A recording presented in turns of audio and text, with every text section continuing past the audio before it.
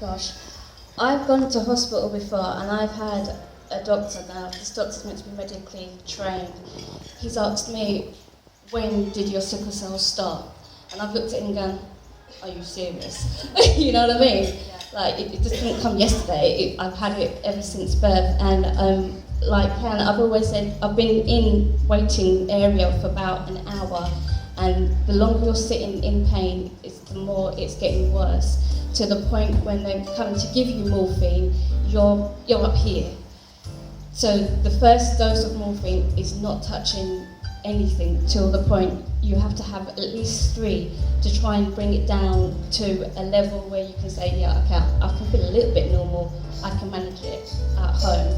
But it's just about raising awareness to people, just to let them know that it is something that is out there. Some of your friends may have it and not even like be able to speak up about it. So yeah, the more awareness, the better.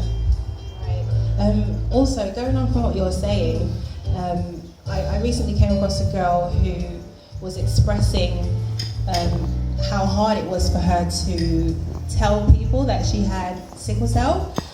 She was in a relationship. She's a young girl. She was in a relationship. Dating someone, and it was not until she ended up in hospital because of a crisis that this person found out. And I can't imagine like having to have something that, you know, you have to think about, am I going to tell this person about it? Like, it's not easy.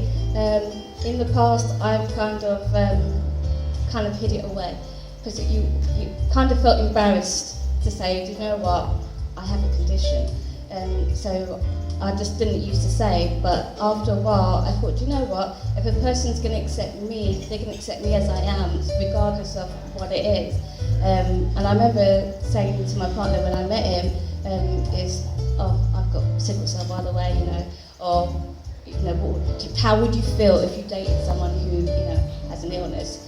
And he was like, well, what do you mean? And I said, well, I've got sickle cell. And the first thing he actually said back was, okay, so how do we handle it? And I was like, well, you ain't running. So it was good, yeah.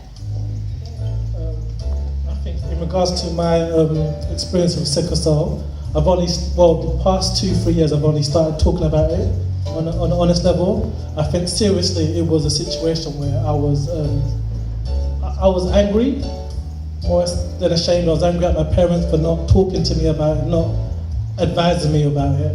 And then I realized that, you know, the attitude towards sickle cell in Nigeria is different to how it is here, because there's a lot of stigma attached to people that have sickle cell, especially sufferers. And to a certain extent, I kind of understood why my parents didn't want to talk about it. But on the other hand, it was a situation where I was like, you know, they could better equip me in regards to dealing with the condition, because it doesn't take for me to be extremely in pain, almost near death, for me to find out that I had a condition. And in regards to relationships, like I said before, I've only started talking about it because of the stigma attached to it when it comes to being Nigerian, African, in a British country, and then telling people that you have a condition, especially from your fellow Africans. And it's like, people get their backs against the wall. They start assuming things, saying, well, you can't have kids. Oh, why would you want to pass it on to your children? And to me, that's not the conversation we should be having. We should be having, how am I managing it? What we can do to eliminate sickle cell from society, and then the focus should be on better treatment, better medical treatment, and also finding a global cure. Because at the moment in time, there's no cure to sickle cell. The only cure at the moment in time is a very, very dangerous bone marrow transplant. And these bone marrow transplants are normally successful in kids. In adults, it's a very high death rate when it comes to having these transplants, which is why most adults don't have it. And it's like sickle cell has been known for over 100 years, and there's very little progress when it comes to treatment. At the moment in time, there's, I think you heard of it, hydroxyurea, and that's something, because I have because there's 6 different types of sickle cell, I have the SC variant. Hydroxyurea only works for those that have the SS variant of the condition, and normally in children, because in adults it messes with your sexual reproduction systems. It does affect that, and also affects hormones and your development. So it's like, one other thing is that because people only think there's only one type of sickle cell, which is the SS variant, we have to advise people there's so many different types, and there's so many different types of treatments when it comes to dealing with the actual illness.